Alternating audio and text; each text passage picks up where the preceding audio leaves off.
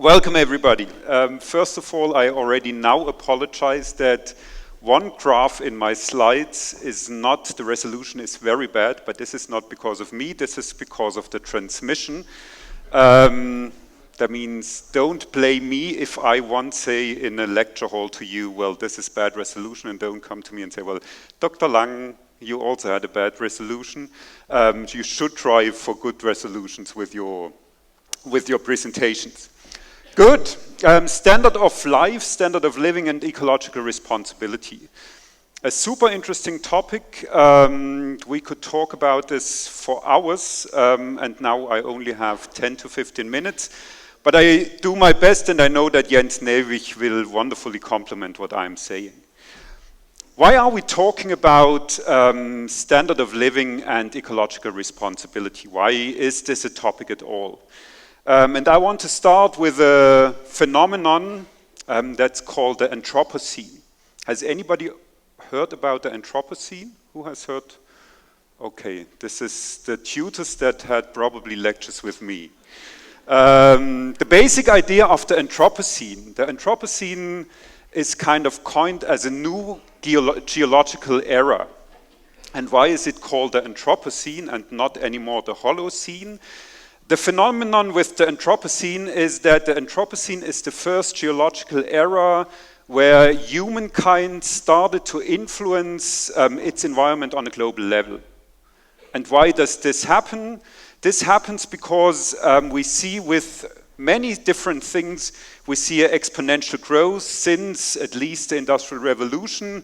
And here this is from a paper by Will Steffen, you see that population increase, we have an increase in gross domestic products, we have a dramatic increase in foreign direct investment, and this continues. If this goes up, we have an increase in water demand, we have more damming, we have more McDonald's restaurants, we have more international tourism. It's a more and more and more and more. And on the one hand side, maybe McDonald's is not directly to you the best indicator for standard of living. But the number of McDonald's restaurants clearly says something about societies. And you also saw other aspects that are kind of more positive. But you also saw the demand of water, and therefore the question is, well, is there a link between how we live, how we consume, and how we treat our environment? And as we live in this Anthropocene, this might matter. This was the reason why this week, it was just on the 25th, last week, 25th of September, the United Nations decided, and this was signed by most of the leaders of the nations of this world, they decided that after something that was called the Millennium Development Goals, we need now the Sustainable Development Goals, and these goals should guide us for the next 15 years. And they define what do we as a global society, what do we want to reach within the next 15 years? And here we have things like we want to have good health and well-being for everybody. We have other things that say, well, we want to have, and this is an interesting discussion, we want to have a decent growth of our economy because there is, at least from some economic theories, the clear idea that if we have a decent growth, this also leads to employment, this also leads to wealth. Then we have reduced inequalities, and here already the critical points come into play. Because if we see the rise in gross domestic product, we often also see the rise of inequalities. That means it may be not so easy to reach all goals at the same time, and it even gets more tricky if we talk about climate change. Because here also this 2 degrees Celsius goal is formulated. That means we should live in a way that we don't emit so much CO2, or that we only emit so much CO2 that we remain with the increase of CO2, of temperature increase within 2 degrees Celsius. That means there might be some conflicts between these goals. And the next question you could pose, well, do we already have evidence that there is a conflict between standard of living and our ecological performance? And now the bad graph comes. This is from the Living Planet report. The WWF, every second year they publish a Living Planet report, and here these dots you see here, these are all countries. This is Germany. This here is China. I think this is the US. And what this graph shows is, on the one hand side, a measure, and this is often criticized how it is measured, but it's a good composite indicator for, well, how well is our environmental performance? The ecological footprint. And on the other hand, you have a UN indicator. This is down here. This is called the Human Development Index. The Human Development Index, this is kind of also a composite indicator where it is measured, well, how many people have education, how long do you have education. You also have the gross domestic product in there. That means it goes beyond just measuring, well, how much money do the different people have. But the interesting thing with this graph, and this gives us some evidence that there might be a conflict between standard of living and ecological performance, is that this here, this green quadrant, they call this the sustainable quadrant because the people have a high standard of living and we don't use more biological capacities of this earth as we have it. Does anybody see a problem with this graph? Yes? Exactly.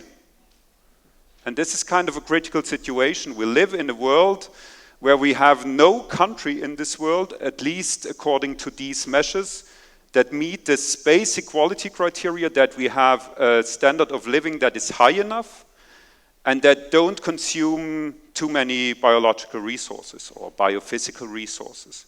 That means on the one hand side, the goal must be that we find ways, nice Lüneburg, we have a decent living. For Germany, they even have now a new category. This is the highest standard of living, and only few countries are in there. But we have to see how can we remain or how can we keep this standard of living and reduce our ecological footprint. For other countries, we have the problem that, well, we remain in this biocapacity we have. We only use kind of up to 1 Earth, but we need to move this one into the direction that we come to a standard of living that is high enough. Tricky. How do we now come to a change? How can we really foster change? We often call this in sustainability science, we call this a transition or a transformation. And there are several theories about change, several theories about, well, who needs to change? And the usual way of treating this is always to say, well, it's the others.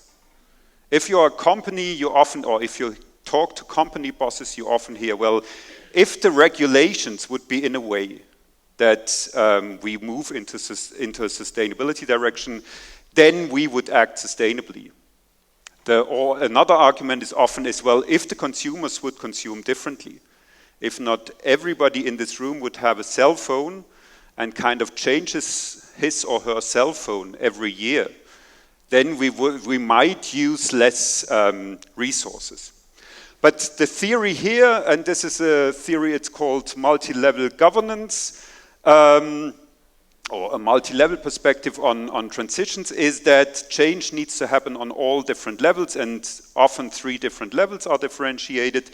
It's on the one hand the so-called landscape. This is kind of the paradigms of our society.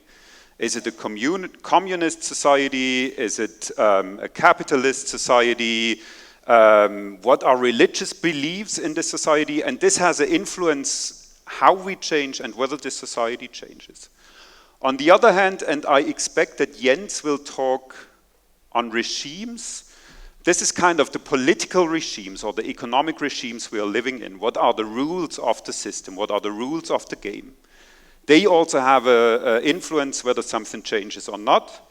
And finally, and this is often forgotten, and I want to show you 3 examples of this one, and I think this is also relevant for this starting week and kind of relates to the basic idea of the starting week, is that we need, on a so-called niche level, we need experiments and we need initiatives. And many of these initiatives might fail, but exactly this experimentation, the development of new innovative ideas, fosters sustainability transformation. Just 3 examples, models of how niche transformations can be initiated. Here we have this for regional sustainability transitions, and we have differentiated 3 types, and you can define more or less, but 3 types, and I think they are quite good to remember also in this first week. It's so-called transition cells, and the basic idea of transition cells is that you have a small cell, you have a so-called, in German you would say, einen Leuchtturm, and this is kind of showing that transition is possible. A second one is network or transition networks, where different people work together and create a network and they fuse into the society and foster transition. And the last one, and this is often the one that is most obvious, is that we have so-called sociotechnical transitions. That means we change structures, we introduce new technologies into our societal structures, and this kind of fosters transformation. Transition cells, and again, this would be the next half hour if I would talk about all of these examples, because it's wonderful. And don't think that nothing is possible. There are millions of examples around the world where we see solutions to sustainability problems. And we just have to look out for them. And the classical example for a transition cell is neighborhoods. And we see around the world many initiatives where neighborhoods, Nachbarschaften, Quartiere, where people try to develop neighborhoods that are really sustainable. And this is one example of London. It's the first sustainable neighborhood. Well, you can always discuss whether it's really sustainable, but this is a neighborhood, it's called Bedset, and this neighborhood aims at reducing, and I showed you this ecological footprint.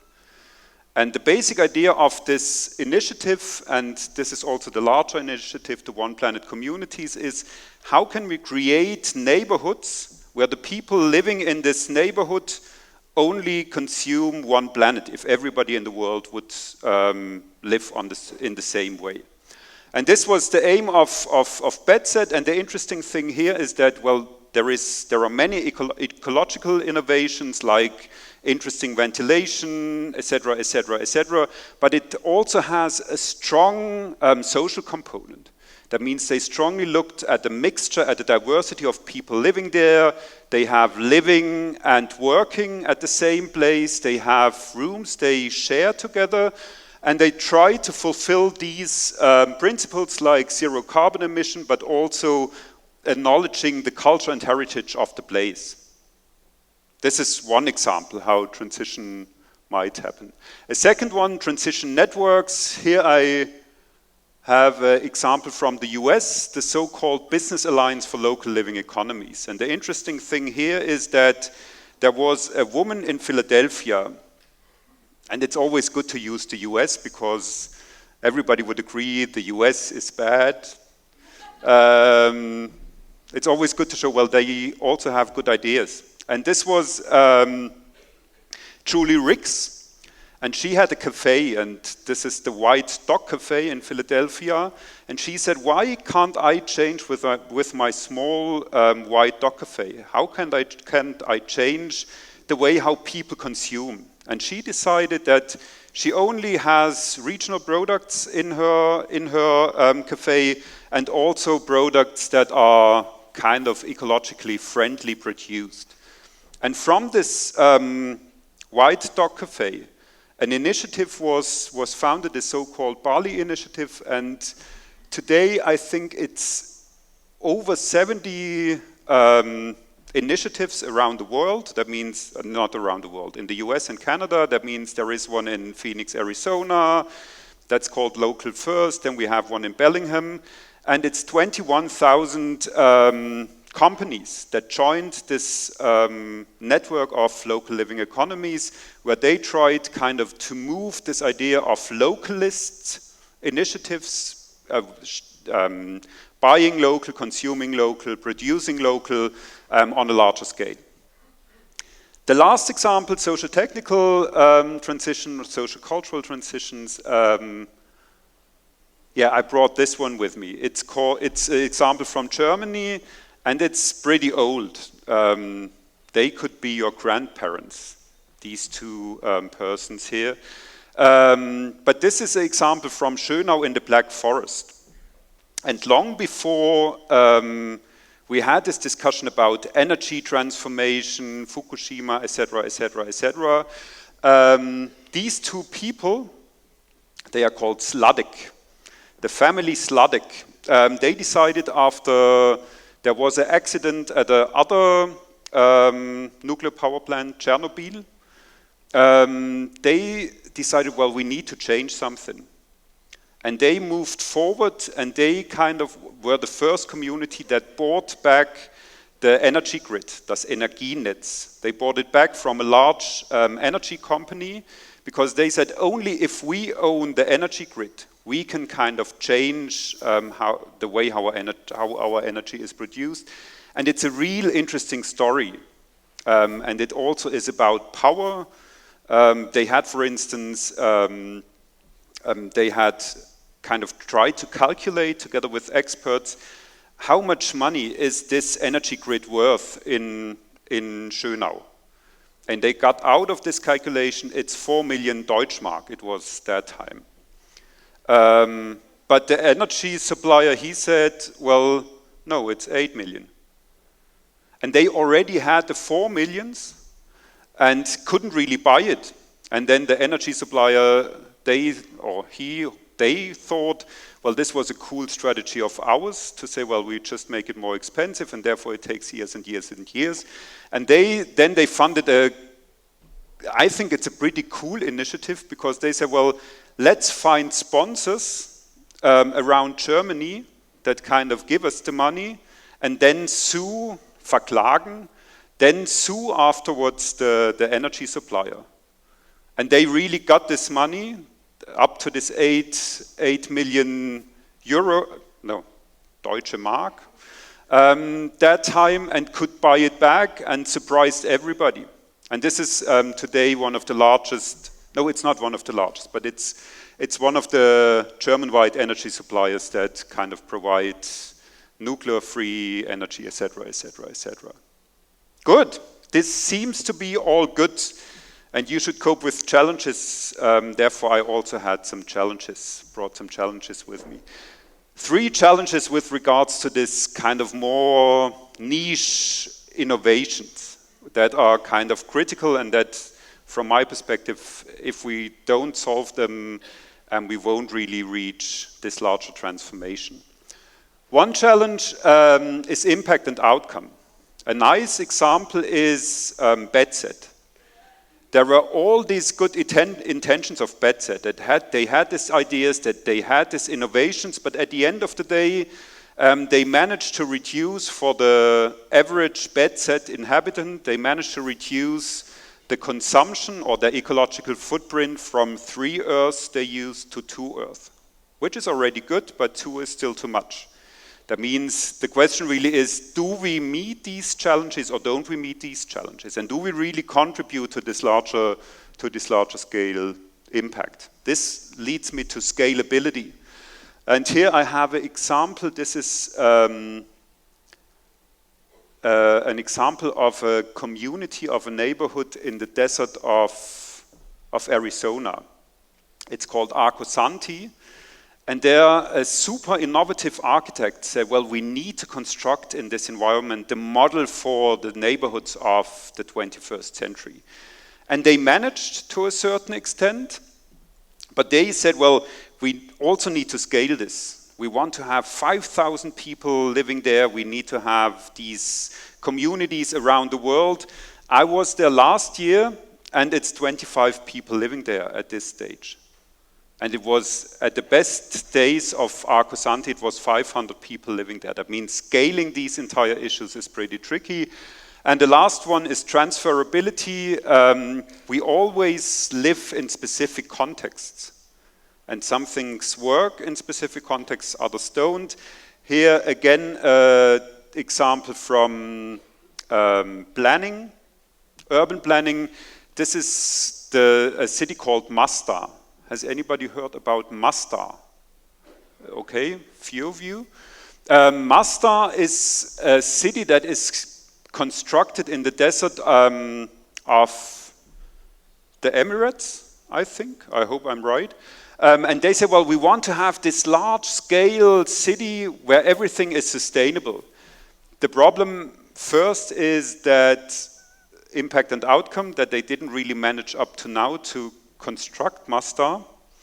And the second one is that even if Mostar works, maybe such a city, such a community in Lüneburg must look differently, or if we want to transfer this to Africa. Therefore, the question about transferability of these small-scale initiatives is a last challenge. And this was it from my side. Thanks a lot.